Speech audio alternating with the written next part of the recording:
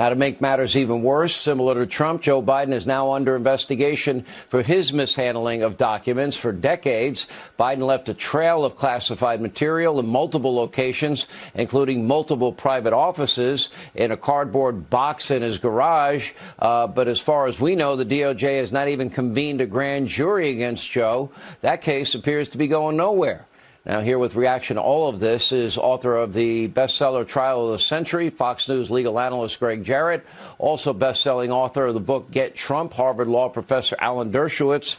And, Professor, I mean, you know, if this is true, in other words, that this indictment is coming, I'm going to bet every dollar that I have that this is not going to be an indictment about classified material, because the immediate comparisons will be about Hillary Clinton and the July 2016 press conference of Jim Comey. And he said no reasonable prosecutor would prosecute, and she did have top-secret classified information. We have no doubt Joe Biden had it at 4 separate locations, as I recall. So they'd make that comparison. So it seems to me that it won't be about classified documents, which means that in the process of investigating this, some process crime probably came up in their minds and they went forward with that. That's my guess. You're the legal professor. I'm not. You're a great guesser, A+. In my book, Get Trump, I picked exactly that they would not go after him on the possession of classified material, but they would try to concoct some process crime, obstruction of justice. But let's remember that citizens of the United States are not obliged to cooperate with investigations that are designed to get them. They can do everything in their power through their lawyers to obstruct. That is, to plead the Fifth Amendment, to plead this privilege, that privilege, to make a motion to suppress material. They cannot, however, cross the line from legal obstruction to illegal obstruction. Now, that line is very vague. It talks about corrupt intent. And it's so easy for a partisan prosecutor to say that legitimate Fifth, Sixth, Fourth Amendment defenses that are supposed to be raised by defendants have morphed into illegal obstruction of justice. This sounds to me like it may be another Bragg indictment, another indictment that doesn't pass the shoe on the other foot test, that would never, never be directed against a political friend, but only a political enemy. And it really endangers our system of justice, which is supposed to be politically neutral, not politically motivated. So I fear for our system of law enforcement. I fear for it as a liberal Democrat who voted against President Trump. I don't care about politics. I care about the Constitution, and that's being violated. So we can't get you on the crime that we think that you're guilty of, Greg Jarrett, but we're going to go after the fact that you might have obstructed in our investigation.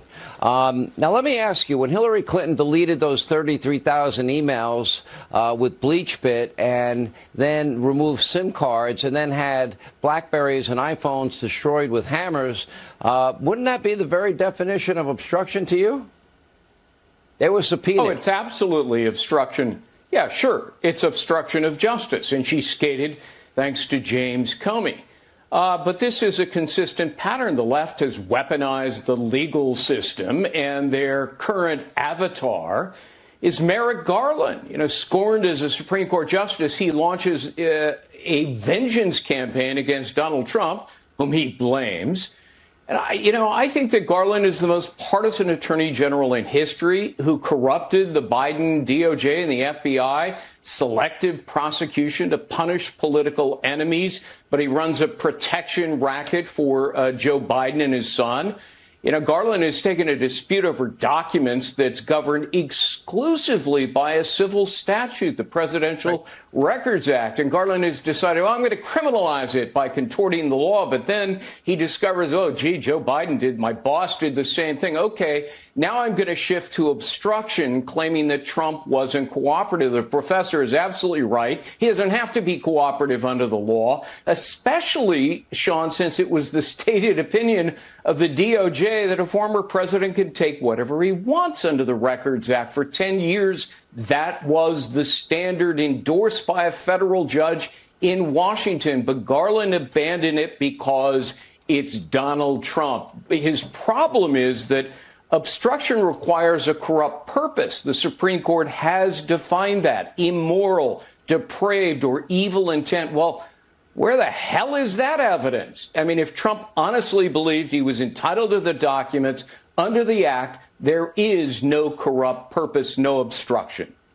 And if we look at, Professor, if we look at, the possible or pending indictment of Hunter on issues involving taxes and lying on a gun application, that is a far cry from what is truly being alleged, isn't it? And that is whether or not there were, go ahead, yes, sir, whether or not there was pay to play or, go ahead. Yeah, that's clearly correct. There certainly is today enough probable cause so that if there were a Republican attorney general who is as political as this Justice Department, there would certainly be an investigation based on probable cause of deep corruption by Hunter Biden. Now, whether it involves his father or not is an investigative matter. You don't believe sources to prosecute. You believe them to open an investigation. And there should be an investigation. There's enough smoke there to justify the belief that there could be fire. But let's not jump to conclusions either way. I don't believe in weaponizing the justice system either against Republicans or Democrats, but there's certainly enough here to I'm not for weaponization either. Professor, I want equal justice. I want equal application, and I don't see that here. I agree with you. I agree with you. Yeah. Greg, I'll give you the last word on this. What they're talking about involving Hunter is the low-hanging fruit. These were the easy indictments they could have had, 2 years ago.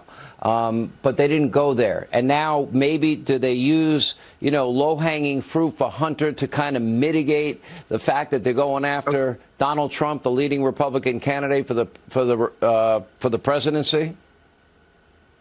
Yeah, I mean, that's the inexorable conclusion from any reasonable person who's been paying somewhat attention. A 5-year-long investigation and no criminal charges. There is political protection and partisan influence being exerted here, I think, by the FBI as well as the Department of Justice.